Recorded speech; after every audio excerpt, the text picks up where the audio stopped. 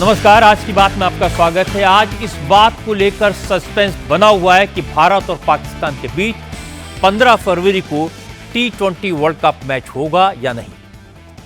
क्या पाकिस्तान अपने स्टैंड से पलटेगा?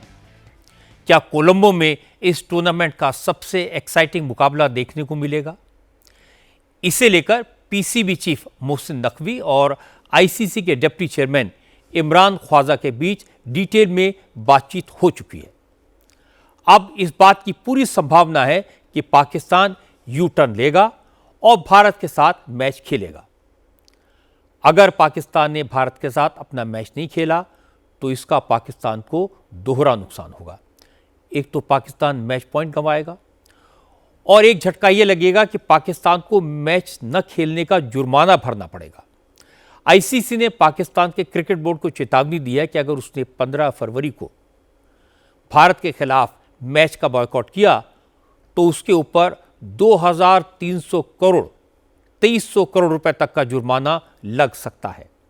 आईसीसी ने क्लियर कर दिया कि अगर 15 फरवरी को कोलंबो में पाकिस्तान की टीम मैदान में नहीं उतरी तो फिर पीसीबी नुकसान झेलने के लिए तैयार हो जाए। पाकिस्तान कनेक्शन को लेकर असम के मुख्यमंत्री हिमंता बिस्वा शर्मा और असम कांग्रेस के बड़े नेता गौरव गोगोई के बीच भी विवाद बढ़ता जा रहा है। हिमंता ने गृह मंत्रालय से गौरव गोगोई और उनकी वाइफ एलिजाबेथ के पाकिस्तान से लिंक होने की जांच करने को कहा है। हिमंता ने कहा कि उन्होंने इस मामले के लिए जो एसआईटी बनाई थी उसकी जांच में गौरव गोगोई और एलिजाबेथ गोगोई पर गंभीर आरोप पाए गए हैं। एसआईटी की जांच में पहला नाम आया है अली तौकीर शेख का, जिसे हिमंता बिस्वा शर्मा पाकिस्तानी हैंडलर बता रहे हैं। दूसरा नाम है एलिजाबेथ कोलबर्न का, जो ब्रिटिश नागरिक है और कांग्रेस सांसद गौरव गोगोई की वाइफ है। हिमंता बिस्वा शर्मा एक तरफ गौरव गोगोई को घेरने में लगे हैं, दूसरी तरफ असदुद्दीन ओवैसी ने हिमंता को घेरा है। उनके खिलाफ पुलिस में शिकायत की है।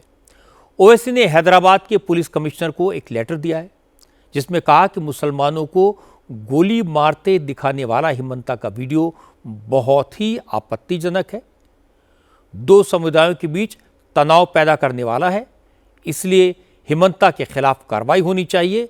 इस कंट्रोवर्शियल वीडियो को असम बीजेपी ने अपने सोशल मीडिया हैंडल्स पर अपलोड किया था, लेकिन कंट्रोवर्सी खड़ी हुई तो इसे डिलीट कर दिया गया। अब मैं आपको छोटे ओवैसी की बात सुनवाता हूं जिन्होंने योगी आदित्यनाथ को ओपन चैलेंज दिया।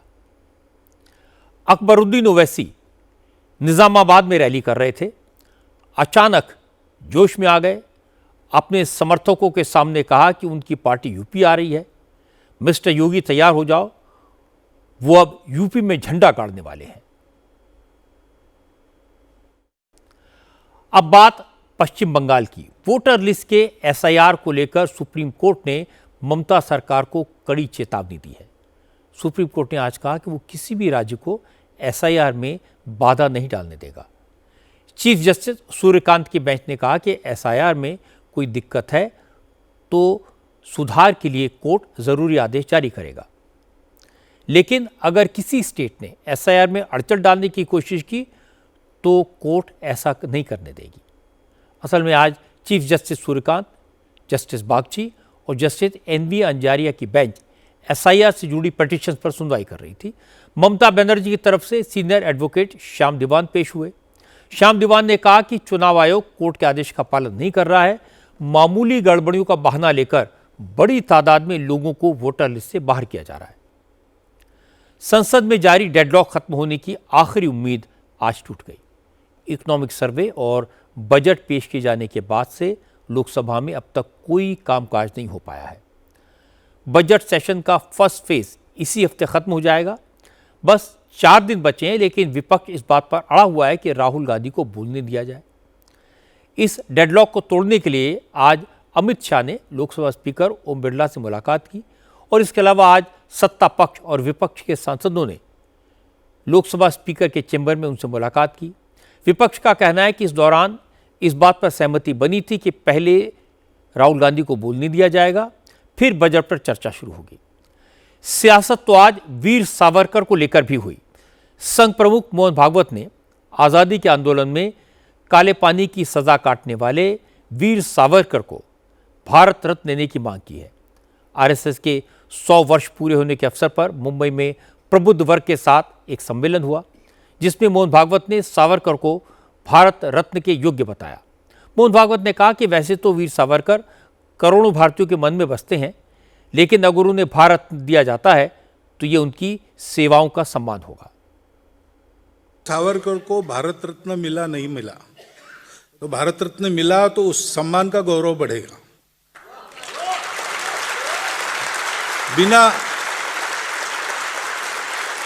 बिना उस सम्मान के ही वो लाखों करोड़ों हृदयों के सम्राट बने हैं।